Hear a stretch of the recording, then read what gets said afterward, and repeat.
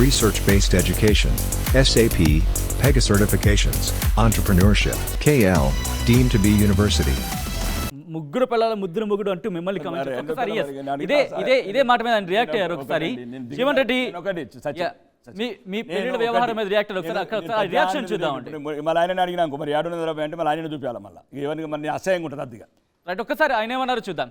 ఒక్కసారి జీవన్ రెడ్డి ముగ్గురు పిల్లల ముద్దుల ముగ్గుడు అంటూ పైటి రాకేష్ రెడ్డి అన్నారు. ఒకసారి ఏమన్నారు ఒకసారి చూద్దాం. ఇదే కాదండి, ఇంకా చాలా కేసులు ఉన్నాయి. ఇంట్లో డ్రైవర్ని చంపాడండి. ఇంట్లో డ్రైవర్ని చంపిన కేసు కూడా ఉంది ఎల్బీ నగర్ పోలీస్ స్టేషన్లో.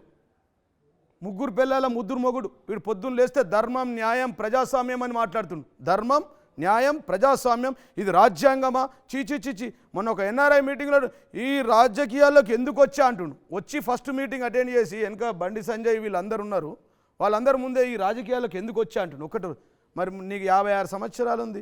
ఈ ప్రాంత ప్రజల కోసం నువ్వేం చేసినావు?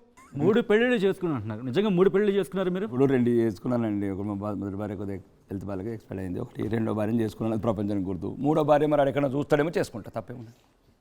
బాగానే చూడమని చెప్పండి 3వ భార్యని. ఎందుకు మరి ఆరోపణ చేశారు ఆయన? ఇప్పుడు ఒక్కటండి, ఇప్పుడు మాజీ శాసనసభ్యుడు.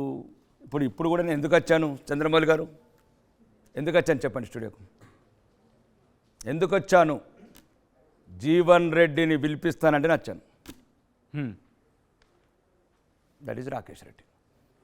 జీవన్ రెడ్డి వస్తున్నానంటే వచ్చాను నేను. అది కూడా సిద్ధంగా ఉన్నాడు, టైం సరిపోదు. నేను ఓకే, ఇప్పుడు కూడా ఓపెన్ ఛాలెంజ్.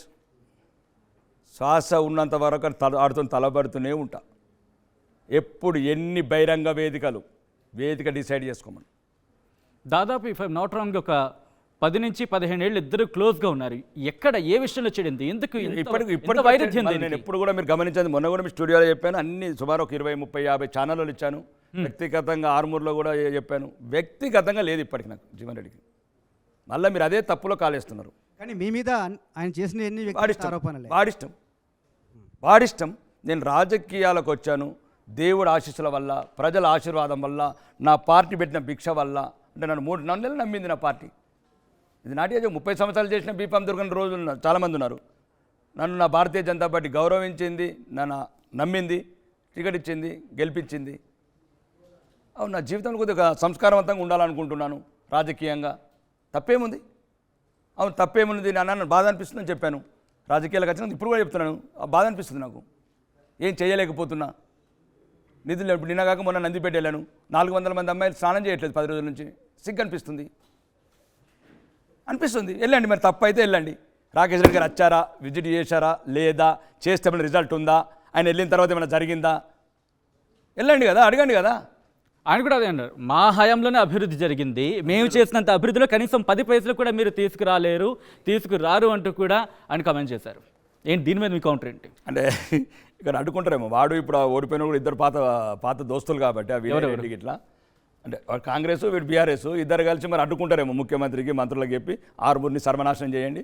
ఇప్పటికి మేము చేసినాం సర్వనాశనం సరిపోలేదు, రాకేష్ రెడ్డికి సహకరించకండి, ఆ ప్రజలు అట్టని చావాలి, ఆర్మూర్లో అభివృద్ధి నోచుకోవద్దు, బ్రిడ్జిలు కావద్దు, రోడ్లు కావద్దు, పెన్షన్లు రావద్దు, రేషన్ కార్డు రావద్దు.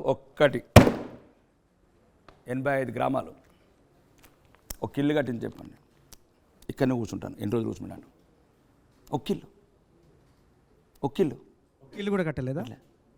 మొత్తం 87 గ్రామాలు 3 ఊర్లలో కట్టారు. అంకాపూర్ మా విలేజ్లో, ఆర్మూర్, పెర్కిట్ 3 చోట్ల ఓపెనింగ్ కాలేదు.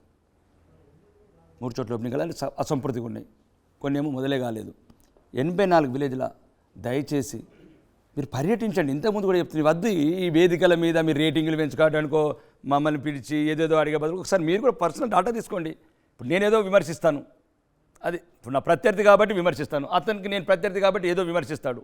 అలా కాకుండా మీరు ఎప్పుడైతే మమ్మల్ని ఇంటర్వ్యూ చేయాలనుకున్నప్పుడు ముందుకు వెళ్ళండి, ఒక టీంని పంపండి, ఇన్వెస్టిగేషన్ టీంని. ఎట్లయితే ఇప్పుడు 10 మంది 3, 6, 10 మంది కూర్చున్నారో ఒక 4 పంపించండి. 10 సంవత్సరాలు అభివృద్ధి జరిగింది ఏంది, ఏ ప్రతిపాదికను అతను ఓడగొట్టారు, కాదు ఇతను ఎన్నుకున్న అభ్యర్థిని ఏం చూసి ఎన్నుకున్నారు. అసలు 10 ఏళ్ళు అభివృద్ధి జరగలేదు, అక్కడ అభివృద్ధి జరగాల్సినంత జరగలేదు. ఒక్కటి మాత్రం చెప్తున్నానండి, దీని మీద మొన్న కూడా గవర్నమెంట్కి చెప్తున్నాను, రికవరీ ఏమంటున్నాను. మా దగ్గర ఏదైతే యంత్రలక్ష్మి అని హార్వెస్టర్లు, ట్రాక్టర్లు ఇచ్చారు, అందరు కోటీశ్వర్లకు ఇచ్చారు. ఇప్పటి కూడా ఈ మాట మీద కట్టుబడి. ఎవడబ్బా సొమ్ముని ఎందుకు వస్తారు? ఎవడబ్బా సొమ్ము ఎందుకు వస్తారు? పేదోడి మీద అప్పులు తెచ్చి పెద్దోడికి వస్తారా? ఇదా రాజ్యాంగం మీకు చెప్పింది? ఇదా తెలంగాణ రాష్ట్ర ప్రభుత్వం మీద మీరు ఎన్నికై ప్రమాణాలు చేసింది? గత ప్రభుత్వాన్ని అడుగుతున్నాను. ఇప్పుడు ఒక ట్రాక్టర్ అండి 10 లక్షలు, హార్వెస్టర్ 12 లక్షలు, 14 లక్షలు, 20-30 కోట్ల ఆస్తి పరులకు ఇచ్చారండి. అంటే అది ఎక్కడిది డబ్బు? ఈ 6,71 కోట్ల ఎక్కడిది అప్పు?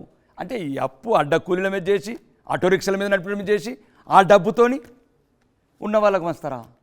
పాలమల్లారెడ్డికి రైతు బంధిస్తావా? నాగా సినిమా స్టార్లకు రైతు బంధిస్తారా 100 ఎకరాలు? ఇది అడుగుతున్నా నేను.